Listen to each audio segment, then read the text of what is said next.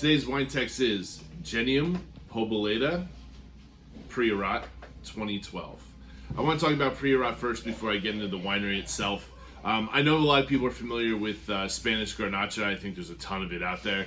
I mean, some of them start at like $8. They go up, to that $15 range where people are most used to seeing them. But Priorat itself is a small appellation in the very northeast corner of Spain, and there's where they make the best Garnacha in the entire country. At least in my opinion, most people will tell you that as well. It's much warmer in this area. Because of that, the grapes get really, really ripe, and the wines tend to be really, really full-bodied. Lots of tannin. The skins are super thick and really resilient, which gives a lot of that hard tannin structure and a lot of that body. Like I said, the sugars get pretty high because it's pretty warm there, which is why the actual alcohol on this wine is pretty high as well. It's around 15.5, which is a lot higher than most other red wines you may be used to, especially from the old world, Spanish wines, things of that nature. The winery itself, Genium, is actually a collaboration between 6 different wine growing families. They were always selling their grapes to other wineries and winemakers within the region. They decided to come together and take some of their best grapes and actually label their own wine.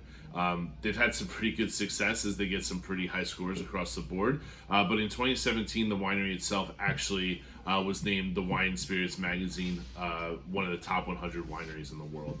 So there's a really cool story behind this wine. It's a really small production. They only own about 15 hectares, which turns into about 37 acres of land, which is pretty small for a place like Spain, who does a lot of mass producing of wine. This wine itself, they only made about 500 cases, with about just under half of it gets imported in the US, so we're obviously one of the bigger markets for full-bodied wines.